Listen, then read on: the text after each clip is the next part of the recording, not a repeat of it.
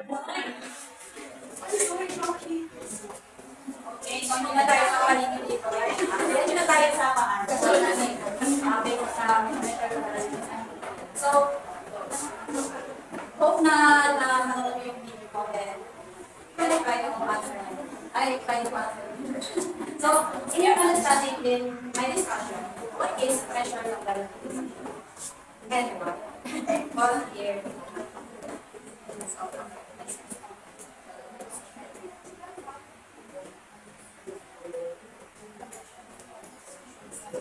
anyone?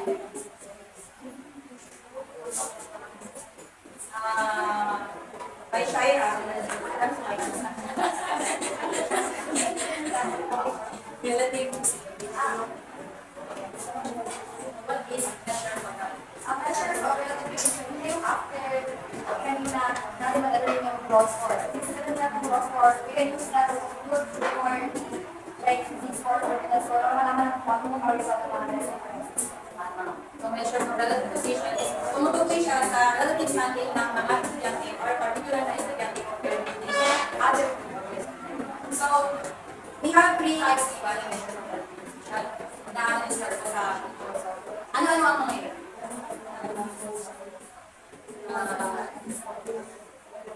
Sorry.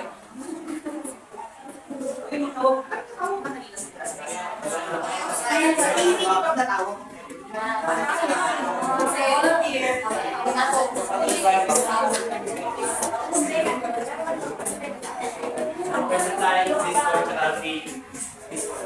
so sa yung can you differentiate the C-score at A-score? Ano yung pagkakaiba nito? Sa this score is distance from the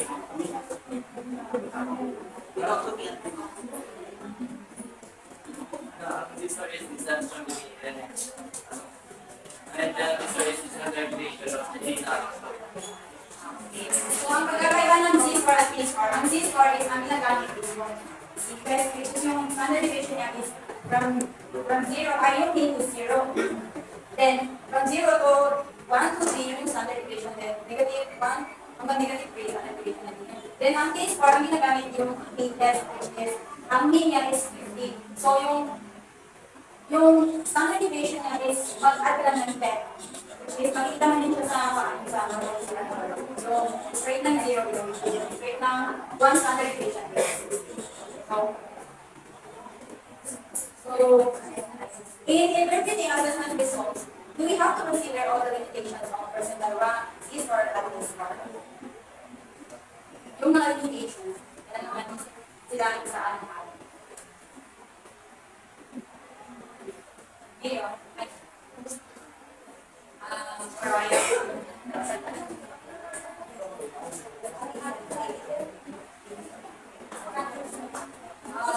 do we have to consider all the limitations of the law?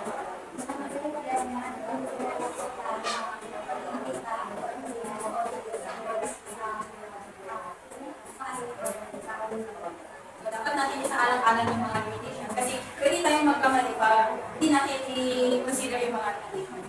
Pwede tayong magkamali. Hindi mag-ipa, hindi then, so now, ang ano lang about sa amin sa relative position, based on education, why do we need measure the relative position in interpreting assessment results? So, bakit natin siya kailangan gamitin? Ano yung importance ng measure of relative position in interpreting assessment results? Ano yung advantage? Ezra? Sige na, try your best.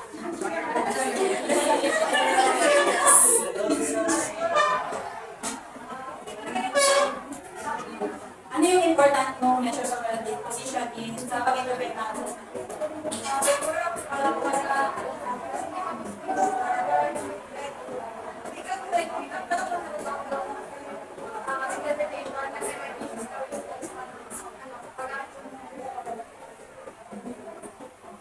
So, kailangan talaga natin yun kasi nakaprovide siya na context and meaning to row score. So, at para malaman natin po yung mga assessment result, ay yung assessment is effective ba or valid. So, sa number 1, can you rate and answer? Passive.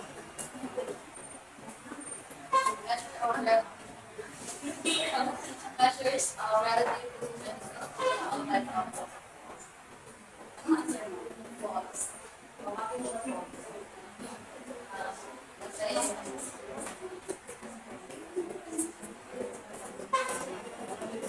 Let's say, hindi siya mag-asa lahat.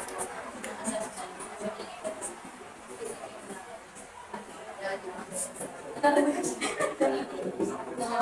Sa all these scores, kasi although helpful yung measure or relative position sa pag-interpret ng assessment result, but not in all assessment ay pwede siyang gawin. Kasi may yung 3 types of measures of position is may kanya-kanyang weakness. So, I need one vote to answer number 2. Ay, nagkawag na pala ako ngayon. Number 2. When it's a relative position, so here is another value for class. Anong sir? Ibang sa place. So, bakit kung nasabi ng close mo?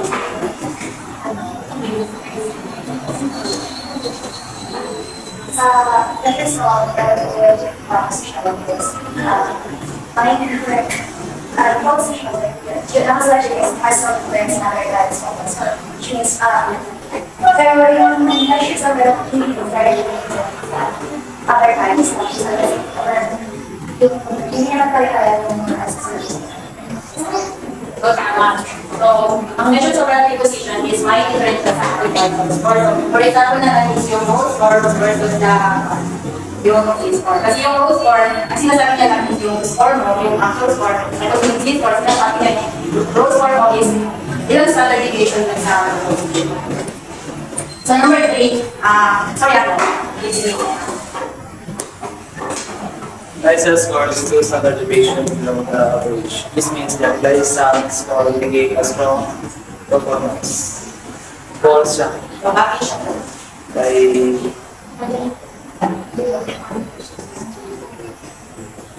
Kasi below the average, standard deviation. This one Lycell. So, ano yung pag-check? Based on the same. False siya kasi below sorry guys, is below average yan. Tapos nagkatikit na strong performance daw yung mga guys. Okay. So, false siya kasi mali yung interpretation ng z-score ni Liza na 2 standard deviation. So, paano magiging tama yung interpretation? Sorry yun. Yung number 3, paano magiging tama yung Sa ano niya, sa kanya for performance.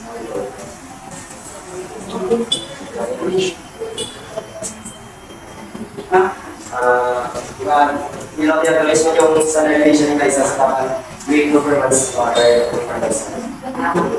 So, follow question like, kailangan magiging negative yung z-score ng isang student. Magiging negative siya if lower or below me. Ano yung below level? Negative. Ano yung For example, main is 50. So, yung main example is yung ano niya is 45 sa sabihin, negative mo. tama? Magiging negative yung z-score ng isang student, diba? Maliit yung row score niya kaysa sa z-score. So, number 4, Brian. Tapos yung score indicates na the score is below the false. Kasi dapat negative ang score. So, ang yung positive ang score is, ano siya, okay. Last, number 5. Adea.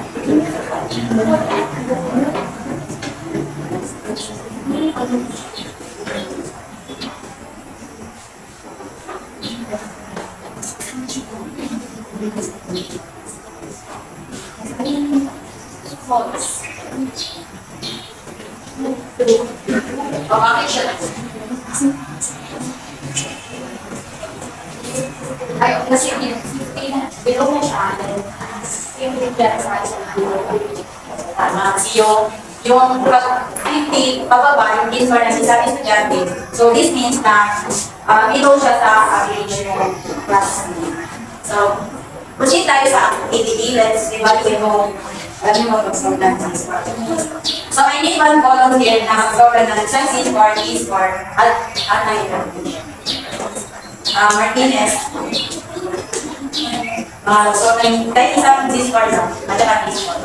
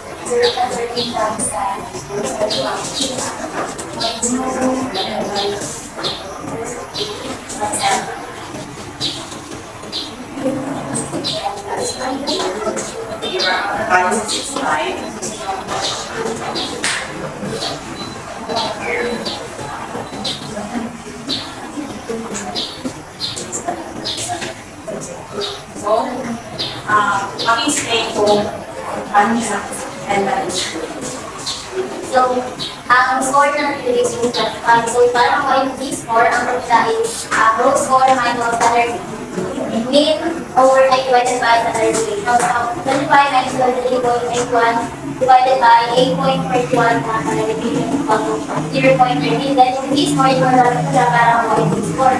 So, ang formula is Z-score times 10 plus yung 50 na given sa data. So, 0.13 times 10 plus 50 equals to 1.13. So, this indicated that with positive Z-scores about 50 per score about So, tama yung class? Yes. So, since na-understand naman ng lahat, so, that's all.